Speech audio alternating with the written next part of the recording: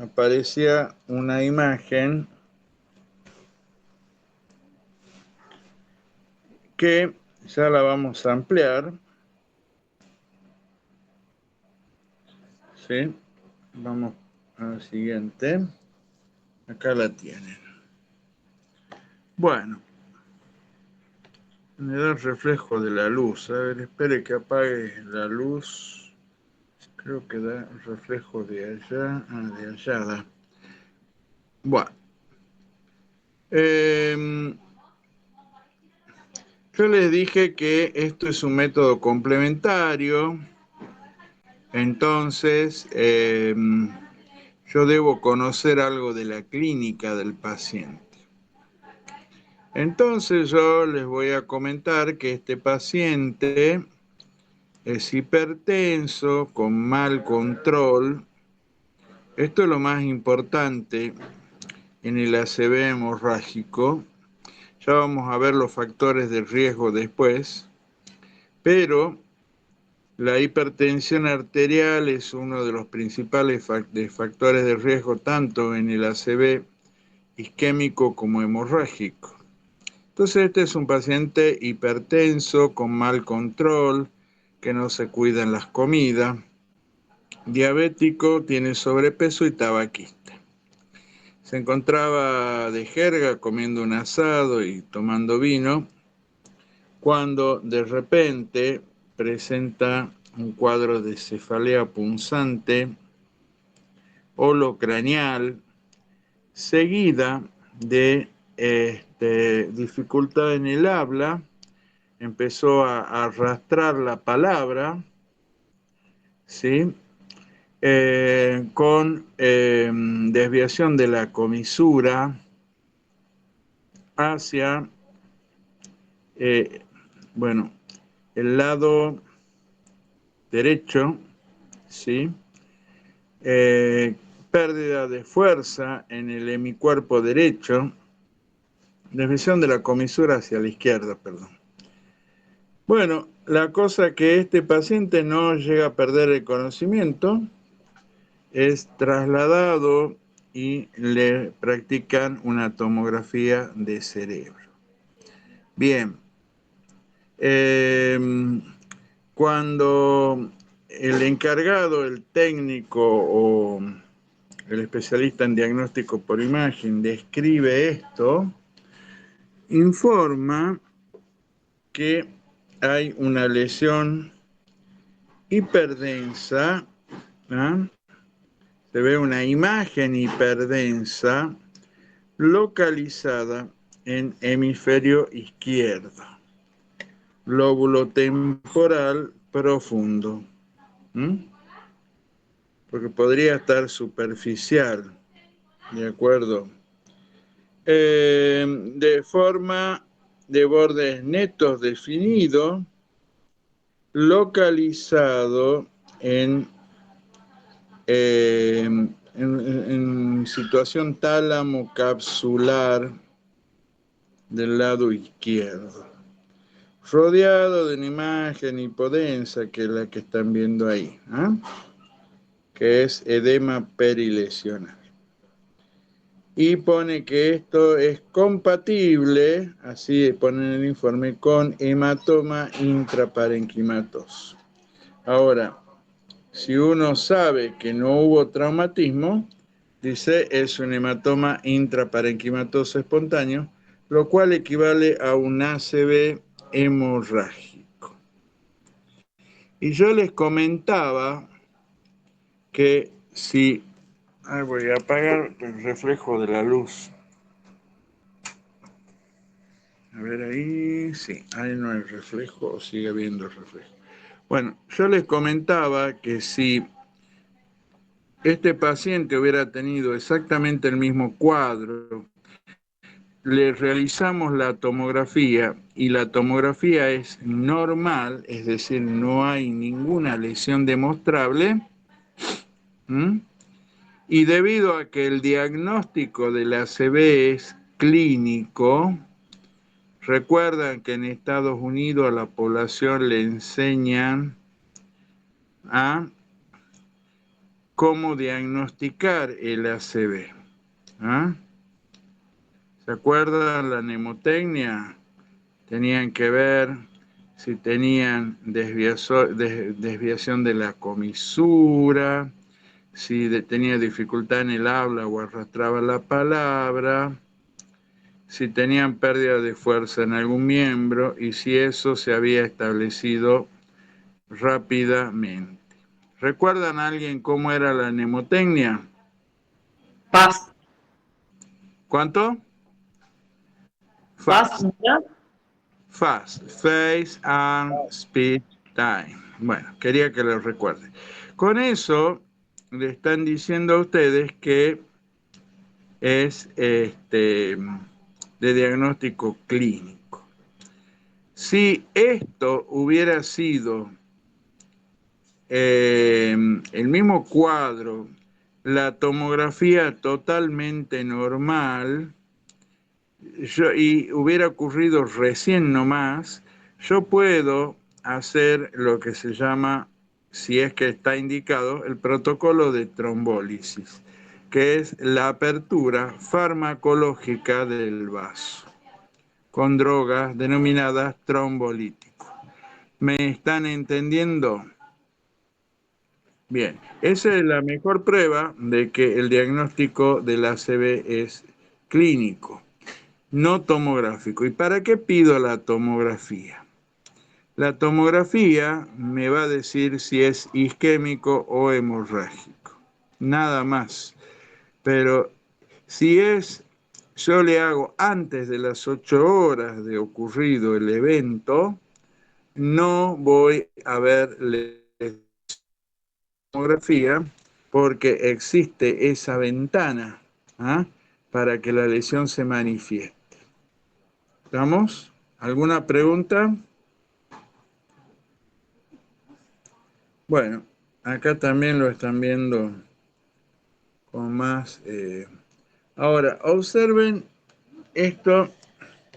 Vamos a otro caso. Observen las imágenes. Si lo tienen el PowerPoint.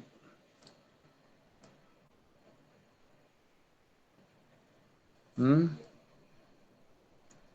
Bueno, yo les voy a describir lo que pasó acá. Esta pertenece a un famoso cantante, ¿sí?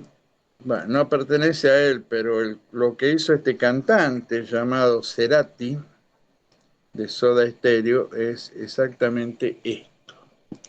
Uy, ¿qué ha pasado? Volver. Es exactamente esto. Él estaba en un recital, creo que en Venezuela, y en forma súbita tuvo cefalea y pérdida de conocimiento. ¿Mm?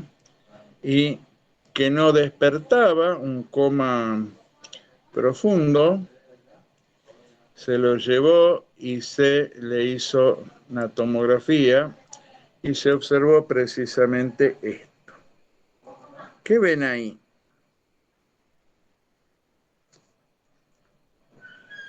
Digamos, acá lo están viendo mejor.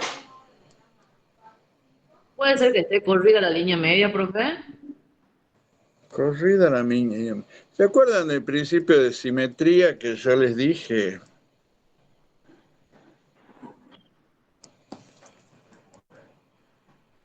Ahí, por ejemplo, ¿qué ven?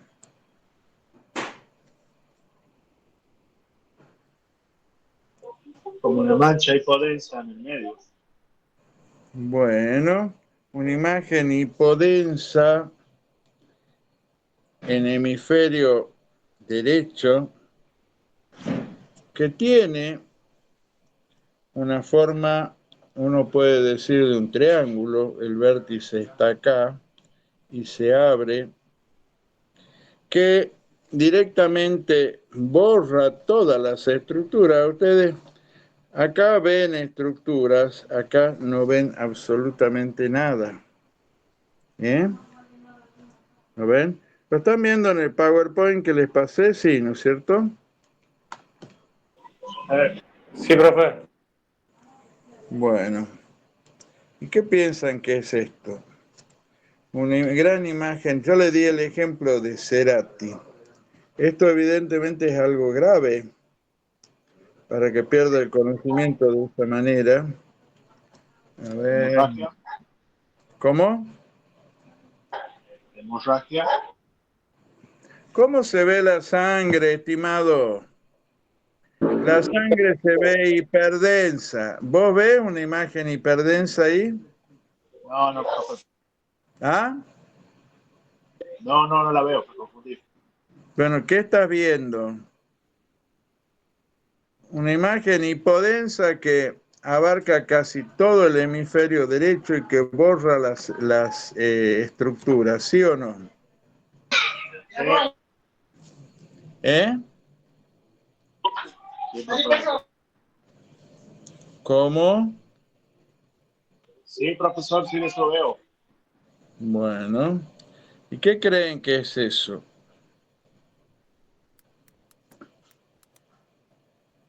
¿Por qué todas las estructuras han desaparecido? ¿Qué le ha pasado al cerebro ahí? Que literalmente se ha licuado. ¿Qué creen que les ha pasado? No exactamente, no es una hernia rostrocaudal. Esto es un ACV isquémico, es un ACV hemisférico, isquémico. Acá se ha tapado la carótida del lado derecho, ¿no es cierto? Porque fíjese, el lóbulo occipital es un poco lo que se salvó acá. Esto es un ACV isquémico hemisférico debido probablemente a la obstrucción completa de una de las carótidas, de la carótida derecha en este caso. ¿Lo ven ahí? Hola, ¿lo ven? Sí, profe. Es un cuadro muy grave que justifica que el paciente entre en coma. Esto después se va a desarrollar un edema que puede empujar todo el cerebro hacia abajo y ahí sí se puede producir, como puso el compañero acá, una hernia central de deterioro rostro-caudal. Ahí sí se puede producir. ¿De acuerdo? ¿Alguna pregunta? ¿Sería irreversible, profe? ¿Ante ¿Cómo? un accidente isquémico es irreversible o todavía hay ¿Y posibilidad de qué que te parece, estimado? Ya vamos a hablar de eso. Pero para responderte a tu pregunta, eh, cuando vos tenés un infarto cerebral, existe un área del cerebro que queda absolutamente sin circulación o por debajo de niveles críticos, por debajo, mira, el cerebro mantiene un flujo cerebral de 50 mililitros cada 100 centímetros cúbicos por minuto. Es decir, un cerebro pesando 1.300 gramos lleva aproximadamente 800 mililitros minuto de gasto, del gasto cardíaco. Es decir, pesando solo el 2% del cuerpo, lleva el 15% del gasto cardíaco. Cuando se produce un infarto, se tapa una arteria, hay una zona directamente irrigada por ella que se va a infartar en forma irreversible. ¿Por qué? Porque las neuronas pueden subsistir sin perfusión no más de 3 minutos.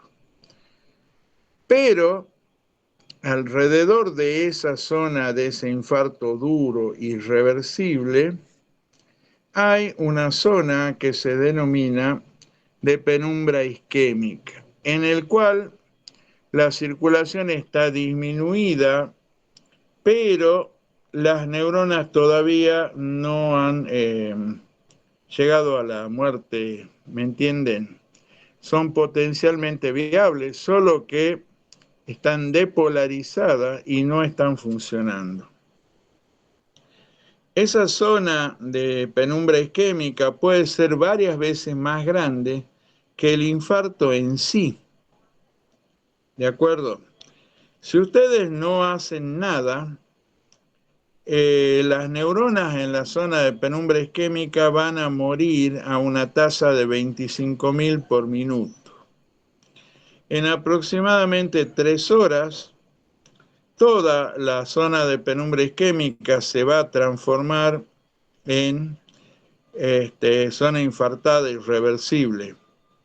Por ese motivo, ya desde hace unos 20, 25 años, aparece el concepto de trombólisis. La trombólisis es la apertura farmacológica del vaso con drogas, ¿sí?, que son capaces de disolver el trombo. Ya vamos a ver cómo es este tema. ¿Y para qué se hace? Para salvar la zona de penumbra isquémica. Se vio de que si el paciente está bien seleccionado, si ha transcurrido menos de una hora y yo abro el vaso, los resultados son espectaculares, disminuyen los déficits, es un paciente que va a quedar con menos secuelas, menos necesidad de rehabilitación. Si han transcurrido 2 horas, los resultados son regulares, no son tan buenos. Y si han transcurrido 3 horas, son mediocres, son pobres. Hay algún resultado, pero pobre. Por eso todos los protocolos de trombólisis requieren de una ventana de menos de 3 horas. Y eso explica una vez más por qué el accidente cerebrovascular es una emergencia médica. ¿De acuerdo? Creo que eso contesta tu pregunta. Bueno, Gracias. esto es un infarto hemisférico, es gravísimo,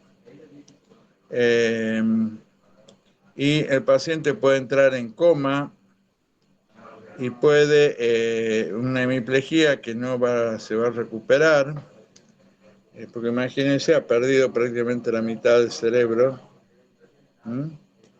Y si logra despertar, va a quedar con graves secuelas. Bueno, ya vimos. Ahora veamos este otro caso. Es casi lo mismo, pero acá hay una imagen sospechosa, vamos a verla. Ahí la tiene. Bueno, acá nuevamente tienen una imagen hiperdensa, lóbulo temporal profundo, hemisferio derecho, ¿sí?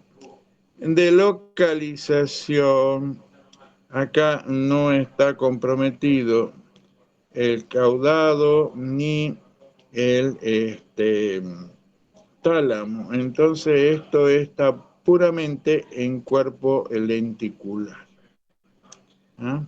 Nuevamente este paciente puede presentar signos de foco, ¿no es cierto?, con, en este caso, una hemiparesia facio-brachiocrural del lado izquierdo. También, muy probablemente, haya una hipertensión de base y esto va a ser también una ACV hemorrágico. Y además, si ustedes la miran bien a la imagen, yo puedo deducir que este paciente se ha caído al piso y se ha golpeado debido a la pérdida de conocimiento. ¿Cómo lo sé? ¿Alguien me puede decir cómo sé eso yo? Tengo un reflejo ahí que me jode. Por el chichón que tiene al costado. ¿Quién dijo eso? Muy bien, joven Pablo, muy bien. Excelente. Esto que tienen acá se va a llamar, o se llama, hematoma subgalear. Es el chichón. Bueno, acá vamos a ver. Véanla ustedes con detenimiento esta imagen. Acá hay algo que llama la atención, a ver si son capaces de darse cuenta.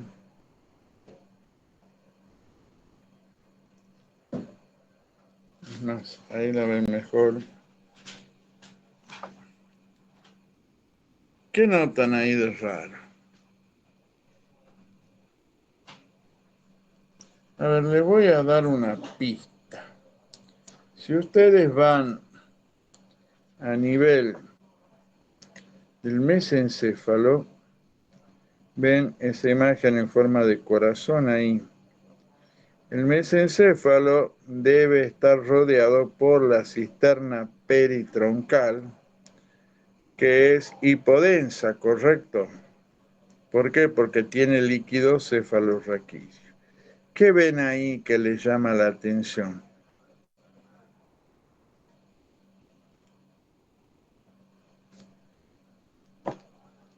A ver, tiene la imagen en Power, ¿no es cierto? Ahí lo ven mejor. A ver, ¿qué ven ahí que les llama la atención? A ver, joven. ¿Están más llenos los ventrículos? No necesariamente. Pero ahí les acabo de decir, le acabo de indicar el mesencéfalo. Le dije que este mesencéfalo está rodeado por una cisterna peritroncal que es hipodensa debido a que tiene líquido cefalorraquídeo. ¿Se acuerdan de eso o no? ¿O quieren que yo les muestre a ver cómo era la cisterna peritroncal? Mejor maestrela. Esta era la cisterna normal. Miren esa imagen. Cisterna normal. La cisterna peritroncal. Ahí tienen el mesencéfalo y tienen a la vuelta una imagen hipodensa. ¿La ven? Ahí está el quiasma, el polígono de Willy. Esto es lo normal. ¿Sí? ¿Ya lo memorizaron? Bueno, ahora vamos al problema que tenemos.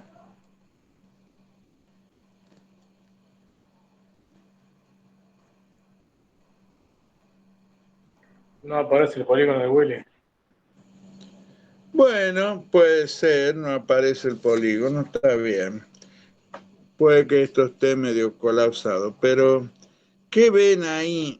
¿Qué notan de raro la cisterna peritroncal? A ver. ¿Es igual? Que está hiperdensa. ¿Cómo?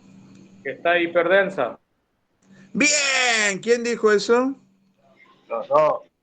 El joven Muy Pablo. bien, Pablo, está Y don Lucas hiperdensa. también. Bien, ¿y por qué, che? ¿Por qué estará hiperdensa? A ver, ¿qué sustancia se ve hiperdensa en la tomografía? Sangre. Bien, entonces hay sangre en la cisterna peritroncal. ¿Y qué hay habitualmente en la cisterna peritroncal? Líquido cefalorraquídeo. Bueno, y acá vemos que hay sangre ahí. ¿Cómo se llamará esta entidad entonces?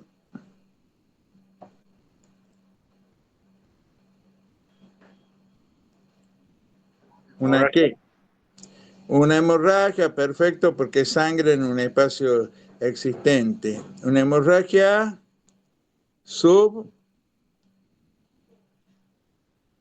está en el espacio donde hay líquido cefalorraquídeo, está por debajo de quién. ¿Ah? ¿Subaracnoideo? Perfecto, eso es una hemorragia subaracnoidea. Así se ve.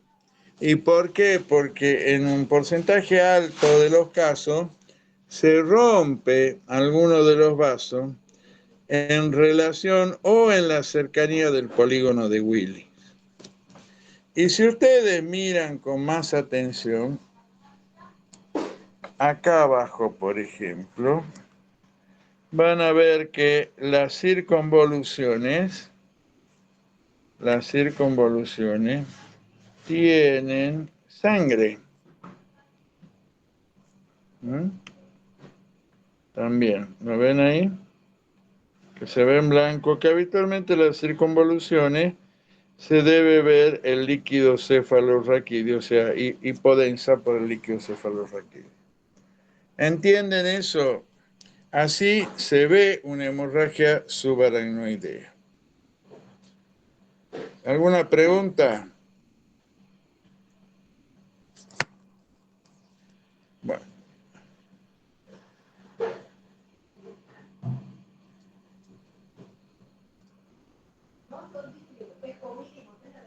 Bueno. ¿Qué opinan ahí? ¿Qué opinan acá?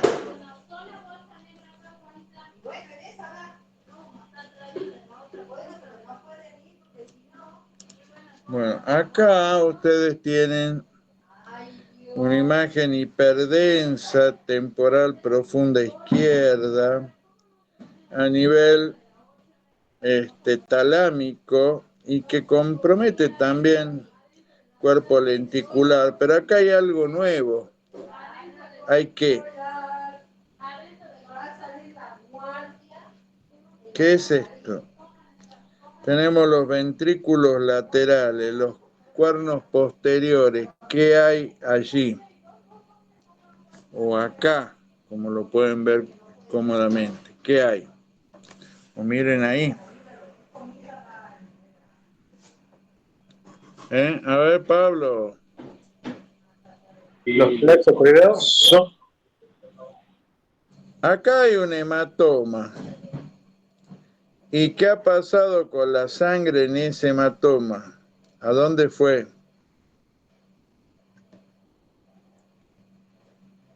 ¿A dónde fue? ¿Qué son estos?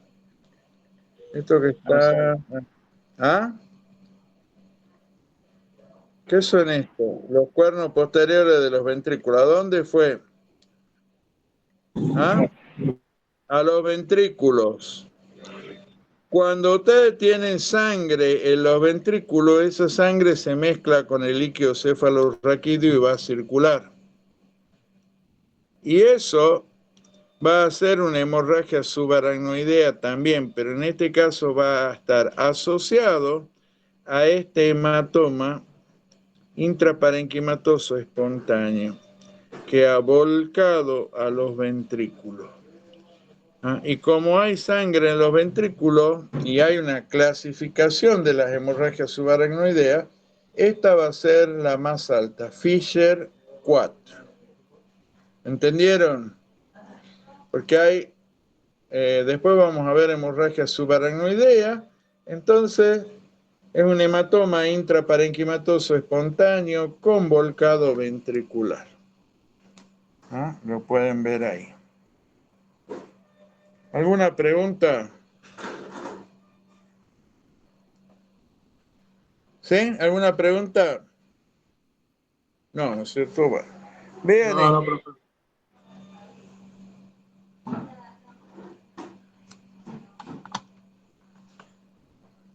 ¿Qué ven acá?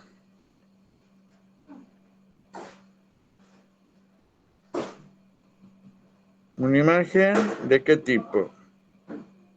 ¿Hipo o hiperdensa? Hiperdensa. Hiperdensa, de bordes perfectamente netos, delimitados, con forma de... ¿Qué forma es esta? Una lente biconvexa. ¿Sí o no? Forma Sí. de... ¿Eh? No, que sí, en la lente. Mi imagen hiperdensa con forma de lente biconvexa. Hemisferio derecho. Pero si yo miro con atención puedo ver algo más. Ahí tengo una burbuja de aire y acá tengo burbujas de aire. Pero no es lo único que tengo. Yo acá tengo otra imagen hiperdensa que está en perfecta oposición, ¿la ven? Sí. A ver, ahí también la ven bien. Imagen hiperdensa. Acá tienen unas burbujitas de aire. Y en perfecta oposición tienen esta otra imagen hiperdensa. Pero esta es totalmente distinta. Es de bordes irregulares, está pegado a la calota, es heterogénea, no es homogénea como esta, y tiene algo de edema a la vuelta. Esta, cuando ustedes vean, y acá, como hay aire, yo puedo asegurar que hay rotura de la calota craneana. Es decir, debe haber una fractura del hueso para que el aire haya entrado. ¿Mm? ¿Se entiende? Esta ha sufrido un traumatismo de bastante magnitud. Pónganle que es un accidente de moto. Ha sufrido una fractura a nivel de la escama del temporal, ¿sí? Y eso ha ocasionado la ruptura de la arteria meningia media. Esa arteria transcurre entre la dura madre y el hueso y la calota. Empezó a chicotear la arteria rota con bastante presión porque es un sangrado arterial y fue despegando la dura madre del hueso, formando esta imagen en forma de lente biconvexa. Esta imagen es inconfundible. No, ninguna otra patología te va a dar una imagen en forma de lente biconvexa que no sea el hematoma extradural o epidural.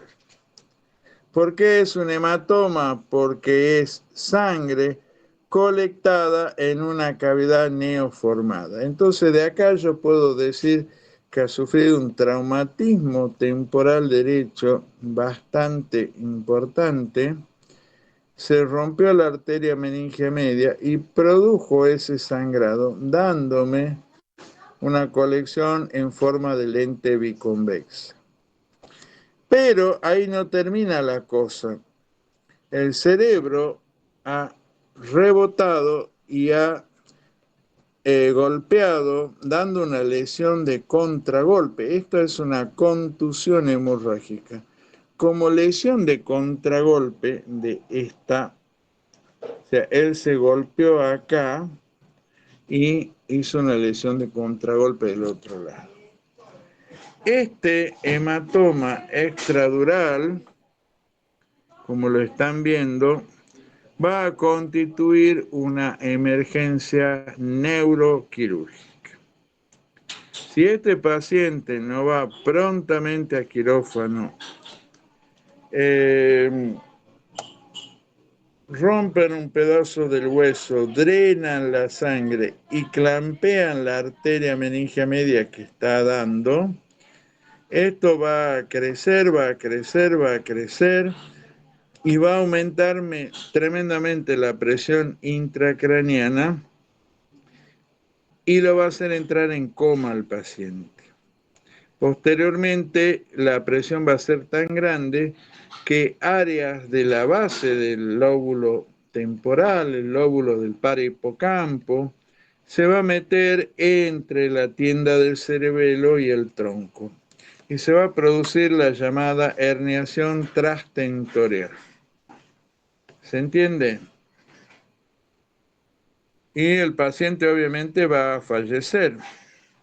Va a haber compresión del núcleo de Ewing-Wedgwood-Pal, que me va a dar una midriasis ipsilateral. Cuando yo llegue a este estadio, ya el paciente está muy jugado. Si yo no lo opero ayer, el paciente va a tener una lesión irreversible del tronco y va a fallecer. ¿Ya? Muchas veces se produce el traumatismo que da lugar a este hematoma extradural y el paciente puede perder o no el conocimiento, pero posteriormente va a entrar en coma en forma súbita. ¿Sí? Cuando el hematoma crezca lo suficiente para comprometer el flujo circulatorio cerebral. ¿Sí? ¿Entendieron o no? Sí, profe. Bueno, perfecto. Ahora quiero Profe, que vean. ¿Cómo? una consulta. Diga. En súbito no presenta no presenta ningún tipo de estimulación. Si lo estimulamos, ¿da alguna señal? Por supuesto, puede dar porque inicialmente entra en coma porque se compromete el flujo cerebral en las estructuras supratentoriales, es decir, los hemisferios. Pero el tronco en principio no se ve afectado hasta tanto no se produzca la herniación trastentorial que le estaba manifestando.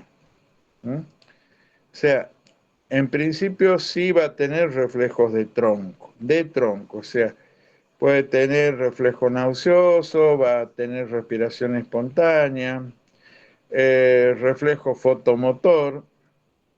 En principio, inicialmente las pupilas van a ser isocóricas reactivas y después va a aparecer la anisocoria cuando se produzca la herniación trastentorial.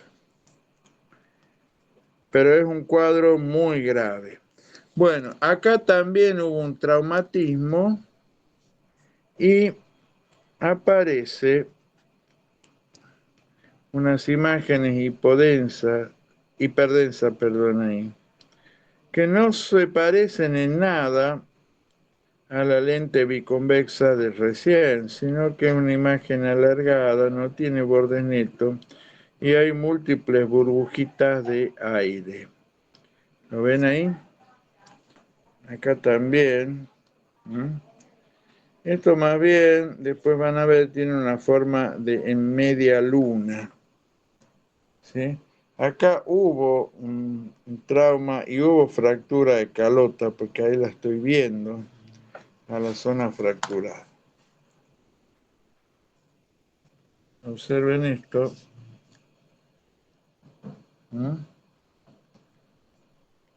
Acá tienen fractura de calota, tienen múltiples burbujitas de aire y la colección hemática hiperdensa alargada en forma de media luna. Bueno, esto, así como lo ven, es un hematoma subdural.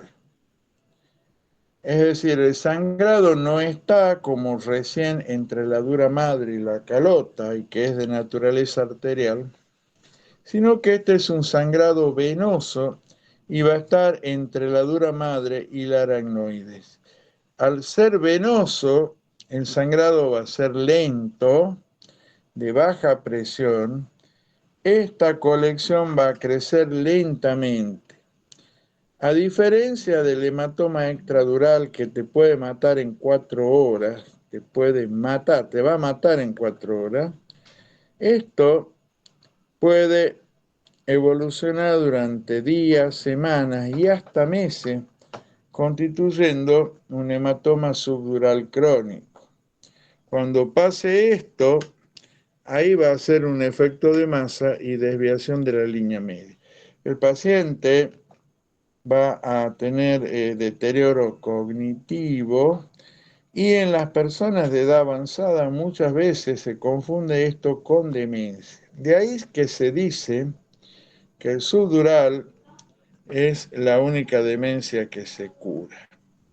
Tan es así, y dado que mi dueña quiere que dé ejemplo, perdón, mi dueña dije, sí, no me equivoqué, tengo una dueña.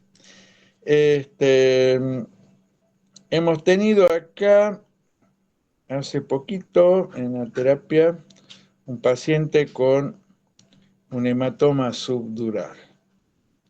El viejito venía deteriorándose, lo operan y a los 2 o 3 días el viejito estaba lúcido, hablaba y la familia estaba tan contenta que nos traían gaseosa, nos traían de todo, sándwich. Bueno, y el neurocirujano dice, bueno, esto es la cirugía que te hace quedar bien. ¿Mm? Bien. Ahí está la ventana ósea para ver la fractura, ¿que no? Ahí ven la fractura. Miren esta. Esto también es un subdural, pero es un subdural grande, como el que tenía el abuelo que operaron. ¿Mm? Mire, ve que tiene la forma de una media luna. Se dice que el extradural tiene forma de lente biconvexa y el subdural tiene forma de media luna. Miren cómo desplaza la línea media. La desplaza totalmente. ¿Mm? ¿Sí o no? La línea media debería estar acá y está totalmente desplazada. A veces el desplazamiento que da es mayor que el espesor del hematoma subdural. ¿Mm? Esto también siempre es traumático, al igual que el extradural. Pero el subdural, en las personas de edad avanzada, puede ocurrir con traumatismos mínimos o en las personas que tienen trastornos de la coagulación, los que tienen cirrosis hepática, los que tienen enfermedades oncohematológicas o que tienen anticoagulación profiláctica por otro motivo, va a ser mucho más fácil que los produzcan, es decir, con traumatismo de menor energía se va a producir. Acá también, miren ese desplazamiento de la línea media, miren dónde anda la línea media, ¿Mm? Y cómo se ve la fractura ahí. Incluso acá pueden ver el hematoma subgaleal que decía el joven Lucas o Pablo, no sé.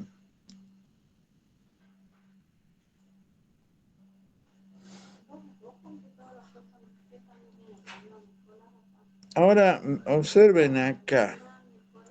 Acá pasa algo curioso.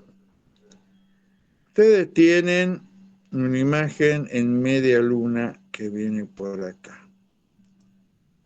Ahí la estoy señalando. Pero no es hiperdensa como la que vimos hace rato, pero la imagen está y está produciendo un gran desplazamiento, enorme desplazamiento de la línea media. Bueno, esto que ustedes están viendo acá es un subdural crónico. La sangre, cuando es fresca, se ve hiperdensa. Pero a medida que pasan los días, las semanas, va virando el color e incluso se hace hipodensa en relación al parénquima cerebral. ¿Por qué ocurre esto? Porque todos los componentes celulares de la sangre, incluido el hierro de la hemoglobina, empieza a ser reabsorbido y queda la componente líquida. Pero además, ya van a ver que muchas veces con el traumatismo que da lugar al hematoma subdural, también se va a producir ruptura de la aracnoides. Y el líquido cefalorraquídeo que está en el espacio subaracnoideo puede pasar al subdural. Y la sangre del subdural puede pasar al subaracnoideo, es decir, se produce un intercambio allí. ¿Lo entienden? Entonces, un subdural se puede contaminar con líquido cefalorraquídeo y el líquido cefalorraquídeo se puede contaminar con sangre.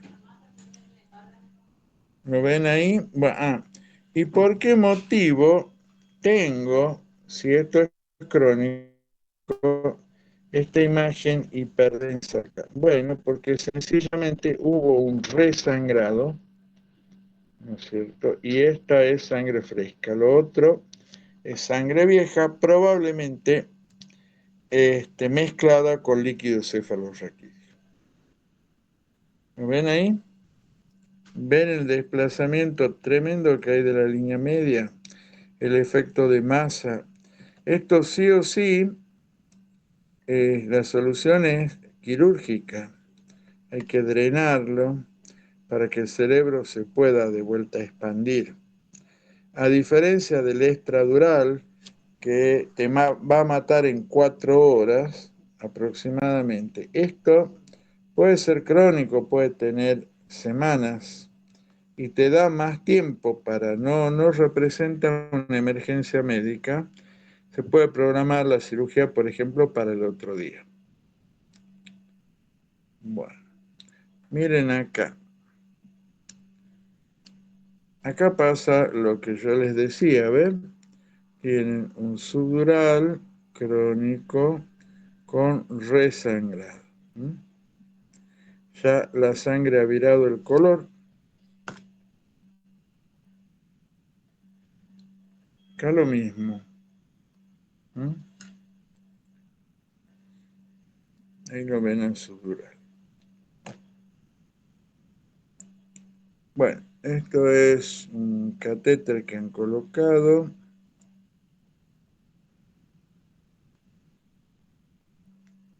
A ver. Acá hay unas imágenes interesantes. Por ejemplo, aquí. Observen.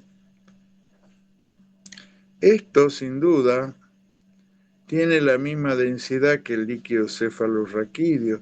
Esto es mayormente un higroma subdural, es decir, la presencia del líquido cefalorraquídeo en el espacio subdural. Y acá tienen un poco de sangre mezclando. Esto, sin duda, hubo ruptura del aracnoides. Observen ahí cómo la colección subdural sanguínea más líquido cefalorraquídeo prácticamente da toda la vuelta. Acá la línea media está más o menos centrada porque tienen colecciones de ambos lados, del lado derecho y del lado izquierdo. ¿Lo ven ahí? ¿Puede ser que esté más presionado el parénquima, profe, ahí o no? Por supuesto que está más presionado. El parénquima está presionado de los dos lados. Esto siempre va a ser quirúrgica, de resolución quirúrgica. Bueno, ¿alguna pregunta? ¿Vieron bien cómo es entonces un subdural? Ahora veamos este otro caso.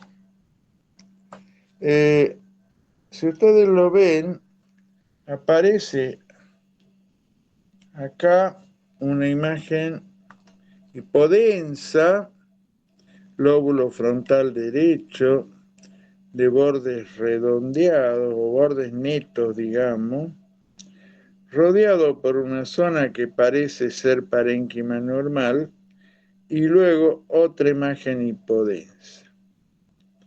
Bueno, y no sabemos bien de qué se trata. Incluso acá tenemos algo de edema nada más. Bueno, ¿qué puedo hacer acá? Bueno, acá se me ocurre poner contraste iodado. y cuando pongo contraste iodado, la imagen cambia completamente. ¿Qué pasa si yo pongo iodo a una persona que tiene un cerebro totalmente normal y hago una tomografía estándar y contrastada con iodo? No hay absolutamente ninguna diferencia. ¿Por qué? Porque el iodo no atraviesa la barrera hematoencefálica, es decir, no me va a contrastar ninguna estructura encefálica. ¿De acuerdo? Entonces, a lo sumo, me va a marcar un poquito a nivel del polígono la llegada de las carótidas y nada más. Pero el parénquima no va a cambiar en absoluto.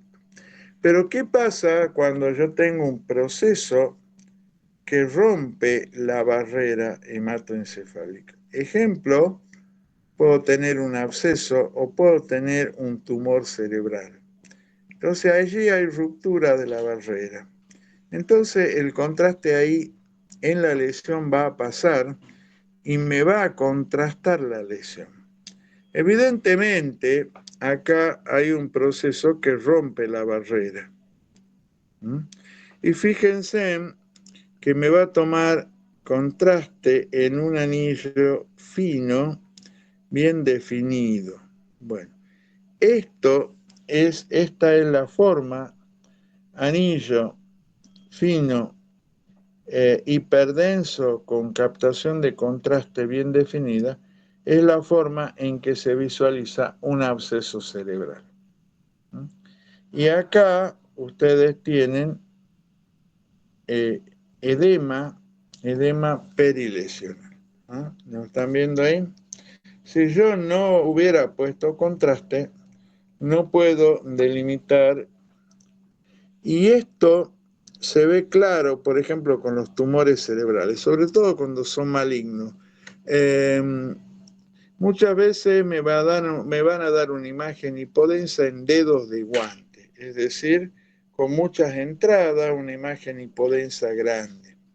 Pero cuando yo le pongo contraste, ese contraste se va a concentrar en una sola zona, en un anillo distinto de este.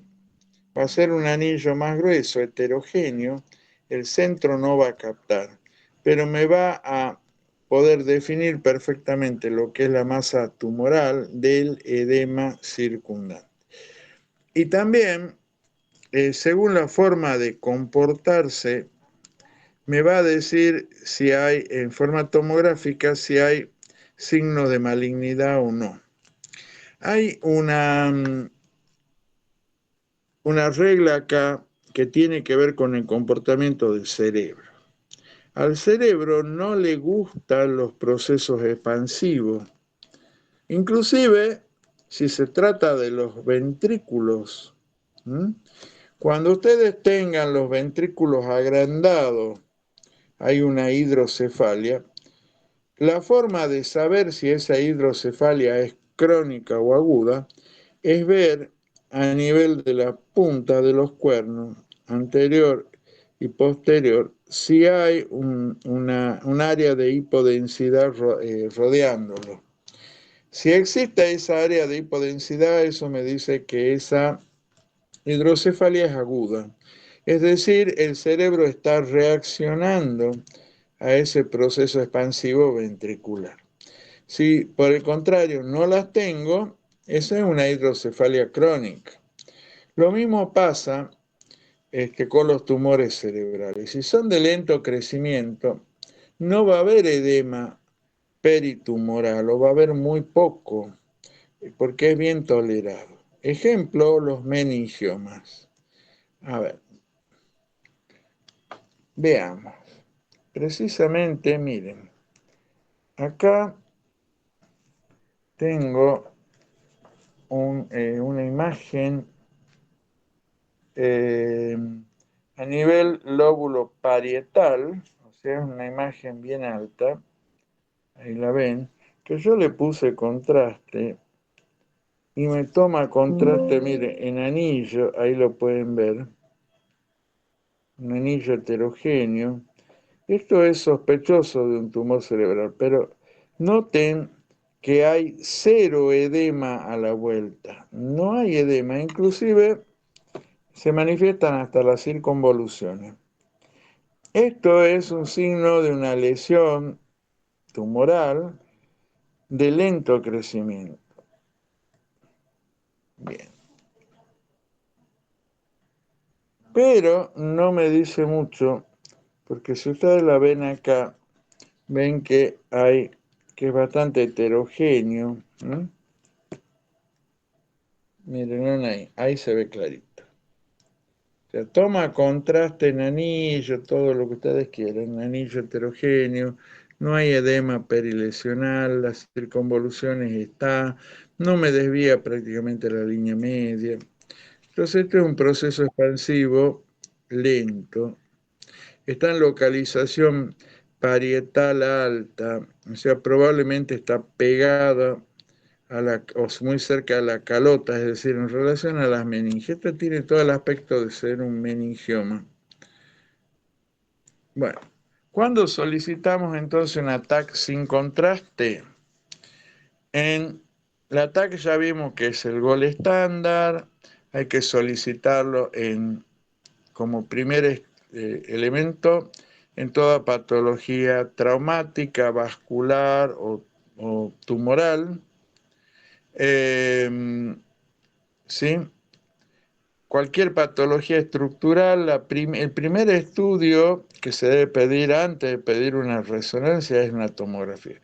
Primero debo ver y tengo una sospecha diagnóstica con la clínica, la tomografía me acerca más, me permite afinar ese diagnóstico y si quedan dudas recién voy a pedir una resonancia.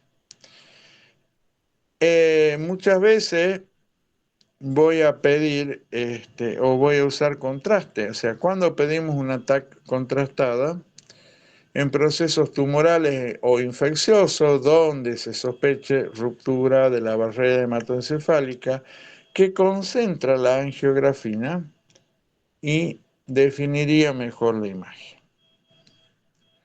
Bueno, ahora veamos un poquito el principio de la resonancia magnética. ¿Sí? La resonancia magnética es un método de diagnóstico no invasivo que el algoritmo de formación de las imágenes es el mismo que en la tomografía. Lo que cambia es la fuente emisora y la forma de detección. Les explico un poco. El principio de resonancia magnética, nuclear magnética, data de la década del 40 del siglo pasado, o sea, se conoce hace 80 años. Y tiene que ver con la resonancia de la molécula de agua. Mejor dicho, no de la molécula de agua, sino de los hidrogeniones, de los protones o de los átomos de hidrógeno. Se había observado que si se sometía la muestra a un campo magnético estático muy intenso, ocurría una alineación de los espines, o sea, de los orbitales atómicos, se alineaban en forma perpendicular al campo. ¿Sí? Si posteriormente, una vez que está alineado, yo introduzco un haz de microondas, ¿sí? La frecuencia de ese haz de microondas es de 2.45 GHz. Si ustedes se fijan, el Wi-Fi está en 2.2 GHz y en 5 GHz. Los celulares, las bandas altas, están muy próximos a esa frecuencia. Es decir, y el microondas que usamos para calentar trabaja precisamente en esa frecuencia, 2450 MHz o 45 GHz. Esa es la frecuencia de resonancia del protón, o más precisamente de la molécula de agua. ¿Qué ocurre? Si está sometido a un campo magnético y yo a su vez mando un haz de microondas colimado, este protón hace un movimiento de precesión, como un trompo que tambalea, absorbiendo energía de ese haz de microondas. ¿Sí? Cuando yo interrumpo el pulso, el protón deja de ese movimiento de precesión y irradia energía. ¿No? Entonces, acá lo que se utiliza para explorar es un haz de microondas. A su vez, en forma perpendicular hay un campo magnético muy intenso. ¿Cuánto? Bueno, para que se den una idea, se utilizan 15.000 y hasta 30.000 Gauss. El campo magnético terrestre es de menos de 1 Gauss, es 0,7 Gauss. O sea, estamos hablando de unas 20.000 veces el campo magnético terrestre. ¿De acuerdo? Bien. Entonces, a diferencia de la tomografía, que es un cabezal de rayos X y un detector, acá se utiliza una antena emisora de microondas y otra antena que va a recepcionar. ¿Ah? Y ambas van a rotar 360 grados en ese plano axial y van a generar la imagen. Bueno, ¿cuáles son las ventajas que tiene la resonancia en relación a la tomografía? Bueno, primero y principal, no utiliza radiación ionizante. Esa es la principal ventaja. Es decir, yo puedo hacer una resonancia en una embarazada, por ejemplo, sin ningún problema. De hecho, las placentas mal adheridas, un cuadro que se llama acretismo placentario, donde las vellosidades coriónicas se adhieren demasiado al útero y después no se desprende en el alumbramiento, se pueden diagnosticar con resonancia. ¿Sí? Segunda ventaja, la calidad de las imágenes. Yo no tengo artefactos óseos como tengo en la tomografía. Puedo ver bien estructuras que con la tomografía se me dificulta, como fosa posterior. ¿Recuerdan los artefactos de endurecimiento que aparecían en fosa posterior debido a los peñascos, por ejemplo? Yo puedo ver bien médula o tronco encefálico, cosa que se me dificulta con la tomografía. Otra de las ventajas es que tiene un montón de variantes en cuanto a la forma de generar los pulsos de microondas. De movida tengo dos. Voy a tener imágenes en T1 y en T2. T1 se obtiene una vez que se desexcita, o sea, se corta el pulso, con la irradiación de las estructuras excitadas. Y en T2, con la absorción de la microonda por las distintas estructuras. En T2, la intensidad va a ser, por ejemplo, proporcional al nivel de agua. Pero además, yo tengo algunas variantes muy interesantes. Por ejemplo, la secuencia FLIRE. FLIRE significa Fluid Attenuator Inversion Recover. ¿Qué significa esto? yo puedo distinguir con la resonancia lo que es agua líquida de lo que es edema en forma bastante exquisita. ¿Sí?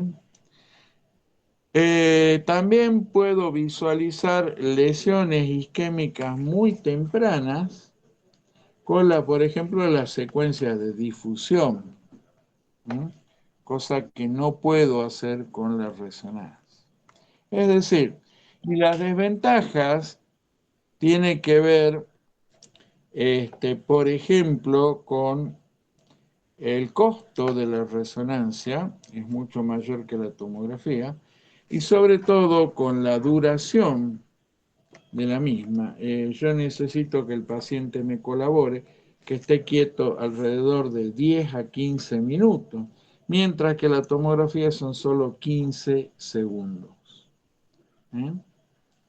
Este, ¿Me entienden, jóvenes y talentosos alumnos? Sí, profe. Muy bien. Bueno, este, pues esas son las ventajas y desventajas. La terminología que usamos acá cambia. En lugar de hablar de estructuras hiperdensa o hipodensa, vamos a hablar de estructuras hiperintensas o hipointensas. Hiperintensa cuando se vea más blanca que el parénquima, hipointensas cuando se vean más oscuras. ¿Ah? Bien. Sigamos. Bueno, otra de las ventajas que tiene, que creo que no mencioné, aparte de la calidad, el detalle que se consigue de las imágenes, no se consigue con la tomografía. Y además, yo no pierdo calidad en los cortes sagitales y coronales, cosa que sí pasa en la tomografía, porque estos se hacen a partir de los cortes axiales. ¿Sí? Bueno, a ver, ¿recuerdan esta imagen que estábamos viendo? ¿No? Que habíamos puesto contraste, una imagen, proceso expansivo, parietal alto, que tomaba contraste en un anillo heterogéneo. Bueno, acá yo hice una resonancia. Y ustedes fíjense, esta a primera vista parece lo mismo que la tomografía. Esta es una resonancia en T1, donde parece no haber diferencia. Mire, observen acá, en más detalle. Miren, por ejemplo, cómo se ve el cerebelo, cómo se ven los llamados pliegues de la vida, cosa que en tomografía no se pueden ver. Miren que como no hay artefactos en fosa posterior, fíjense en que acá parece similar a una tomografía, pero no lo es.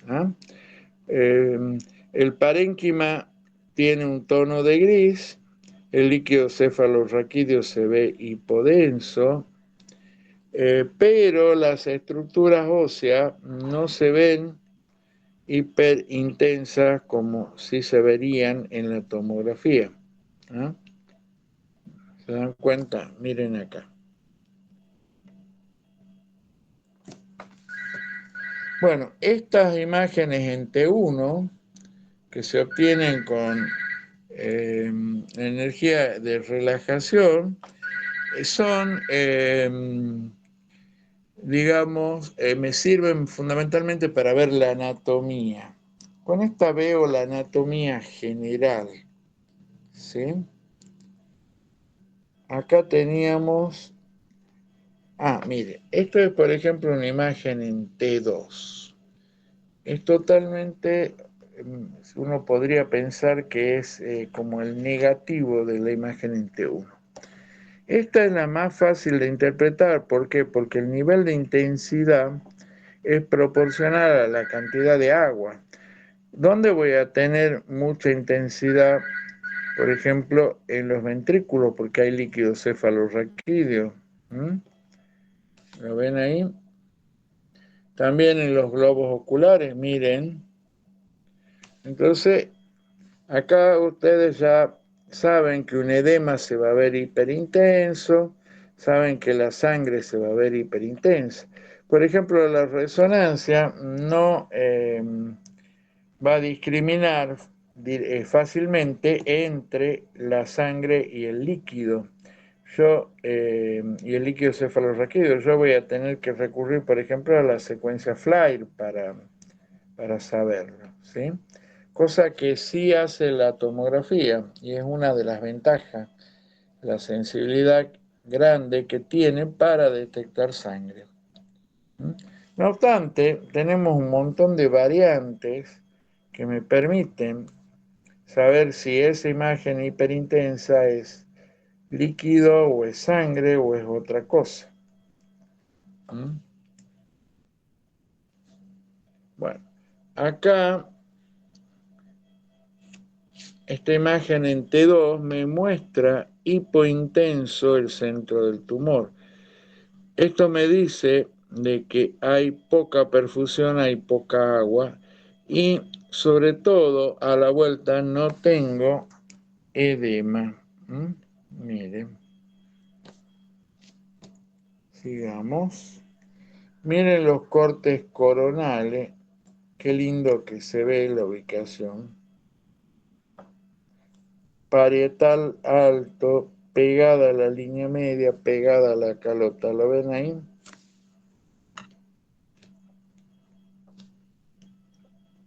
Esto es T1.